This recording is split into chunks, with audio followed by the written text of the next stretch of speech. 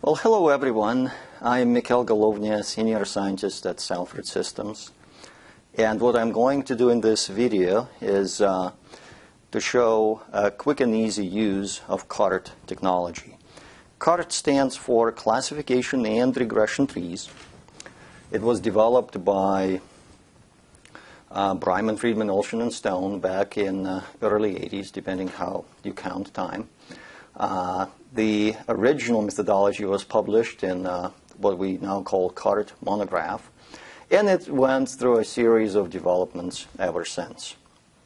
So CART has a very well-established reputation out there. A lot of people use it. It stands for Classification and Regression Trees.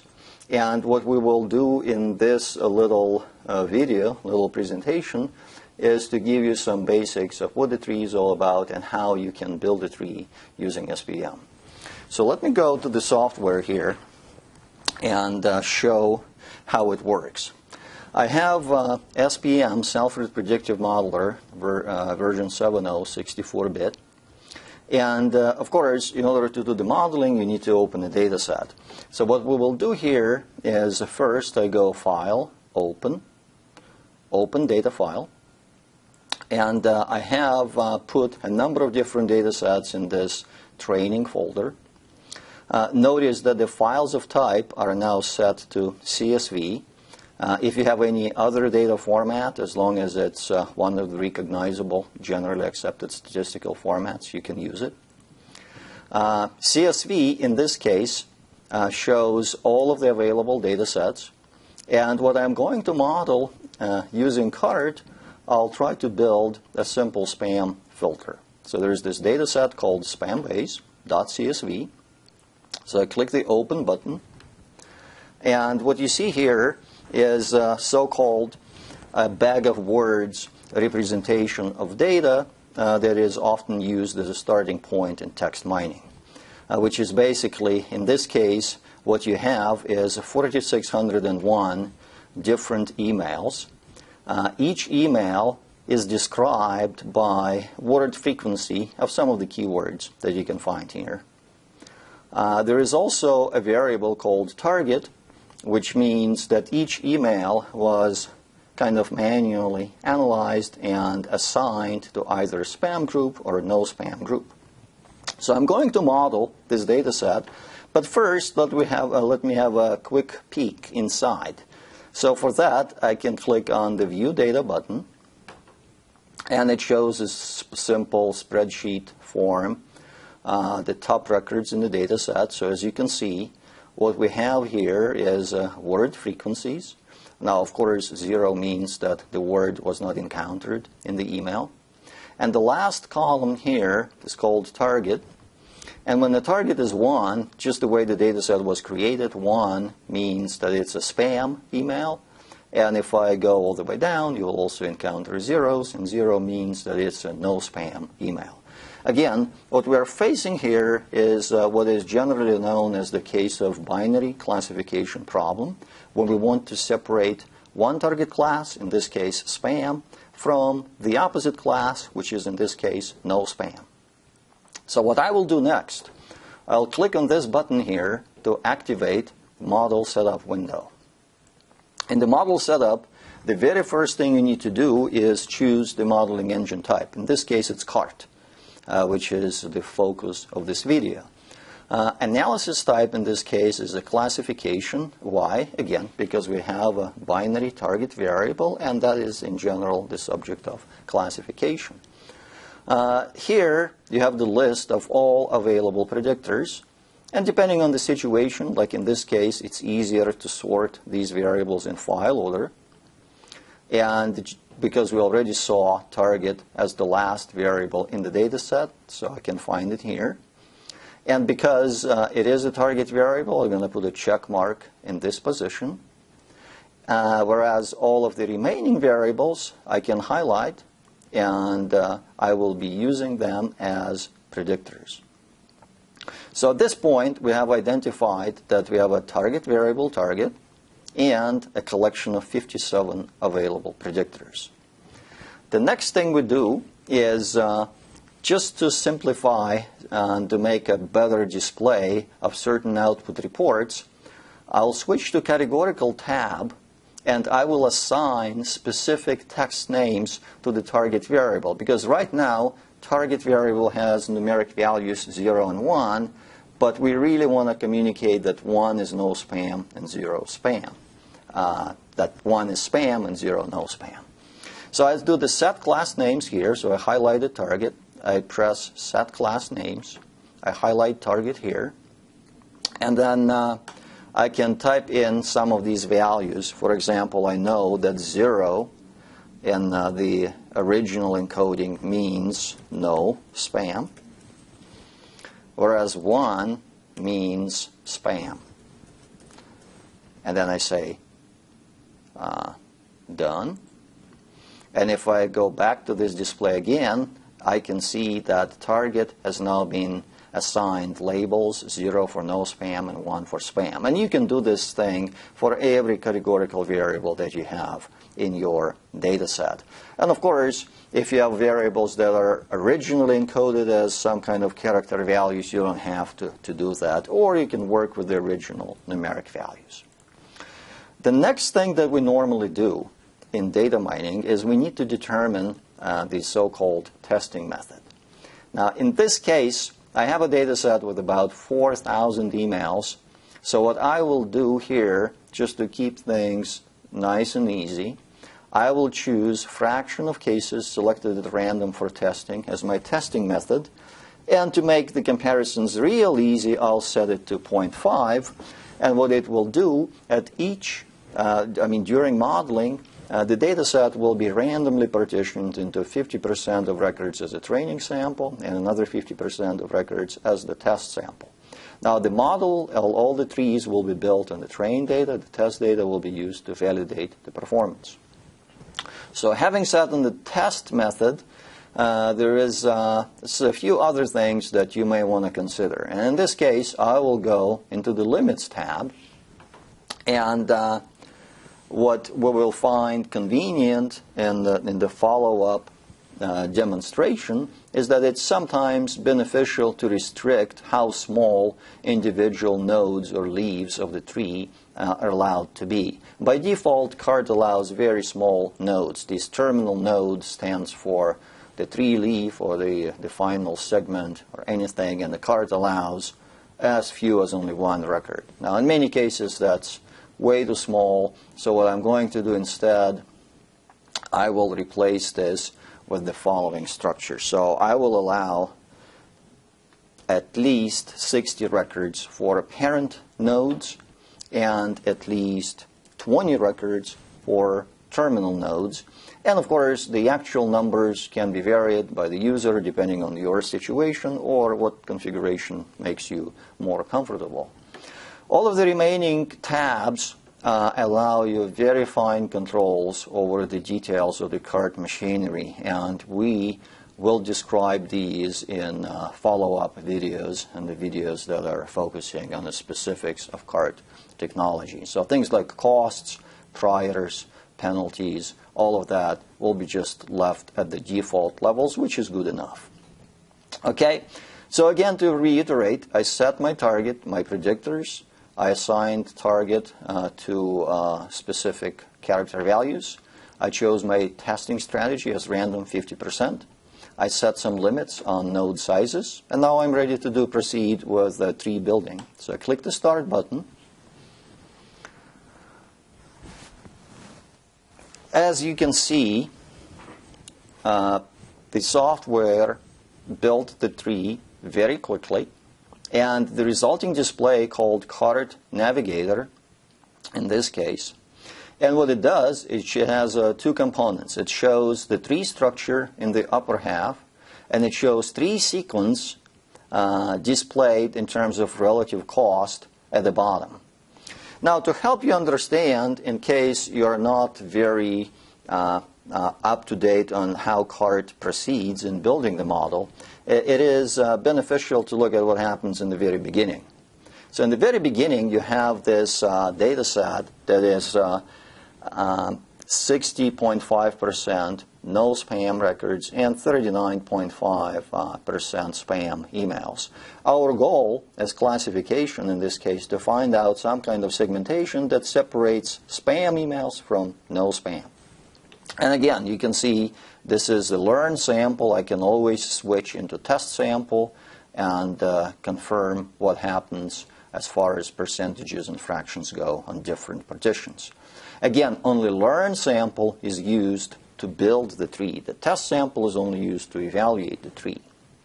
Now, what happens in this case is that CART automatically analyzed all of the available variables. There were 57 different word frequencies, and also all of the individual values.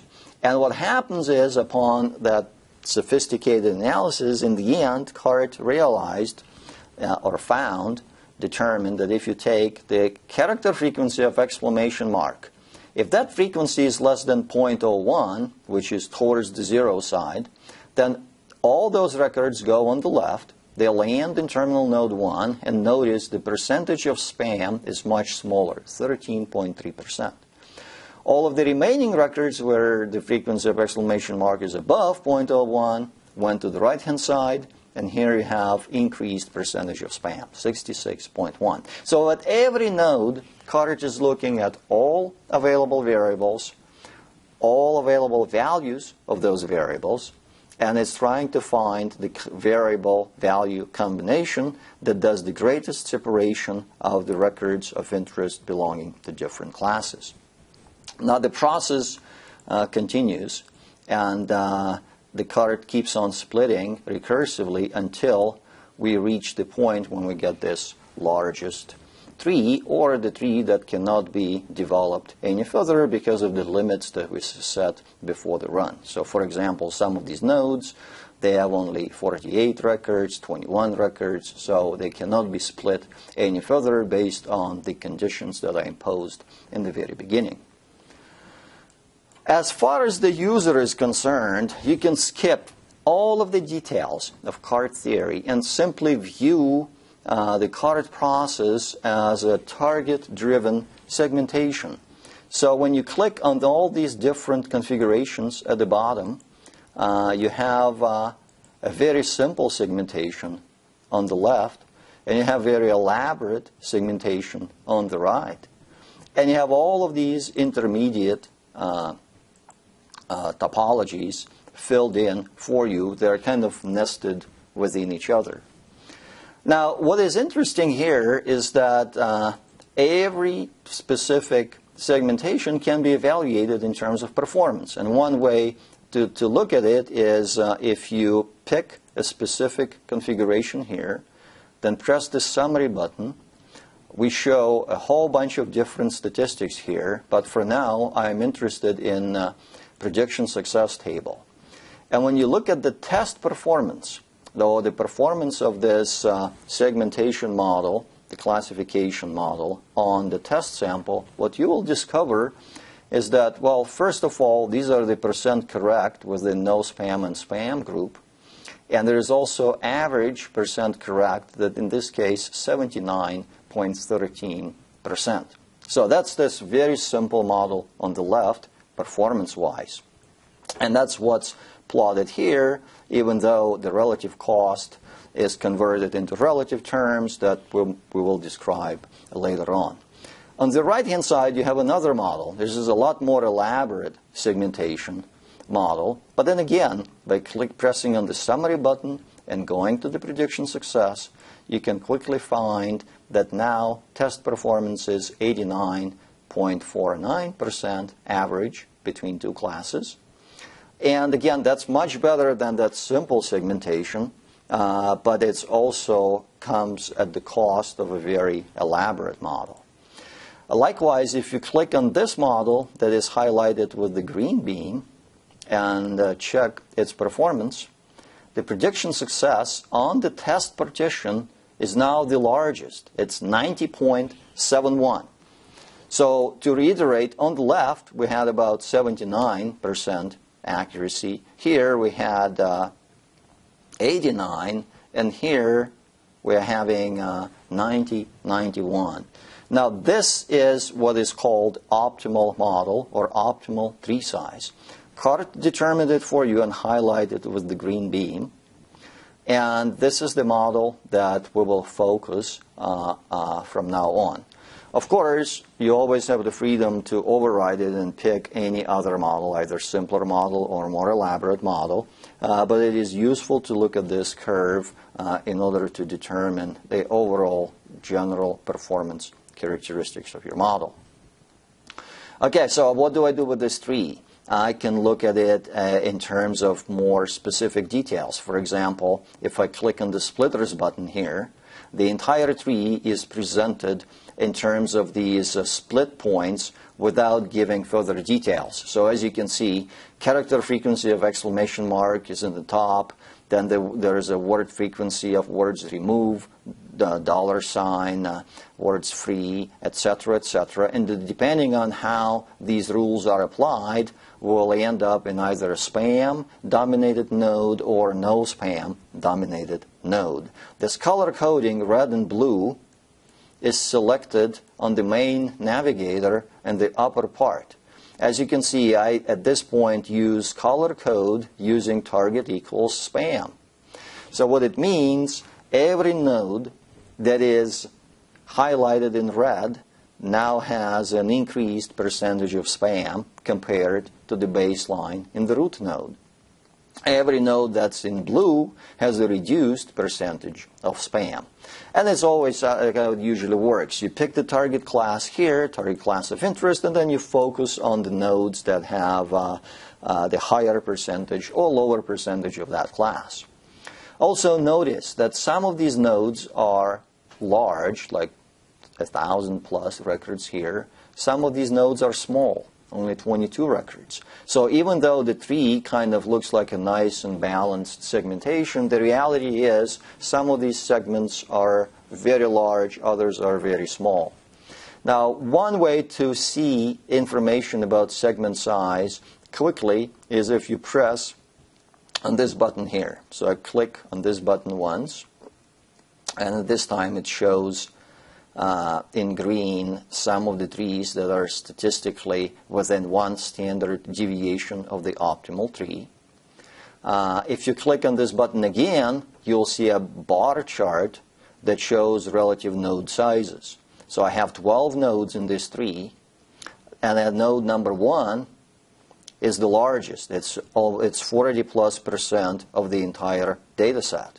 So when I click on that node, it's highlighted in yellow on the tree topology, and this way I can look inside and see that this is essentially a no spam node that's very large.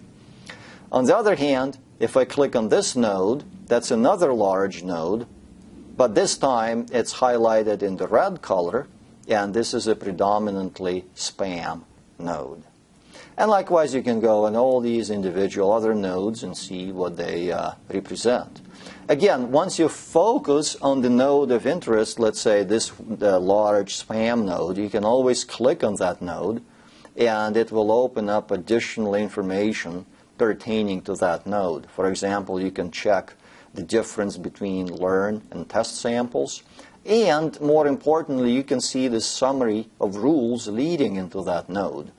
So the current node that I've highlighted, terminal node number 10, can be easily described by this joint collection of 4 simple rules. We need to have a high frequency of exclamation mark and a specific value here, low frequency of word HP. We need to have average length of sentences written in capital letters above 10.5 characters. And you need to have a low frequency of word edu. So if all those 4 rules are met, then what's going to happen is either learn or test sample, you will get a significantly increased percentage of the spam class. And likewise, on all these other nodes, you can quickly check the rules, check the performance, and see all of the other results. And again, you already saw the summary display And the summary display shows you prediction success and things like ROC curves, performance measures, as well as all sorts of other things that we will describe elsewhere. So what have we learned? At this point, we managed to build a very simple classification model that took the original spam-based data set and presented a solution in form of a tree-like segmentation. So at this point, as you may have figured out, it's relatively straightforward to run a specific classification problem. All you need to have is a binary target variable and a bunch of available predictors, either numeric or character, continuous or categorical. So you can assign class names if you want to. And then it's just simply a matter of specifying your targets, specifying your predictors, setting up some natural limits on how small the segments are allowed to be, and then letting the card software to pick up the optimal segmentation for you. The end results are represented in form of a tree sequence. So you're not necessarily stuck with the only tree available. So you have an option to choose any tree from the very small size to a very large size. And of course, CART does its own internal evaluation, and it highlights the tree that is suggested as having the optimal performance characteristics based on the prediction success table. So you can always look at that as a guide. And then once you focus on a specific tree, you can always study individual nodes, look at the rules, look at the percentage of records that fall into that node, also look at the class membership within each node. And very quickly, by having this interactive point-and-click interface, you can zero in on some of the specifics of the data structure in your data set. And you may also build very useful models that allow this simple kind of rule-based representations. That's it. Everything I wanted to share with you today. In the follow-up videos, we will expand on a whole bunch of different topics.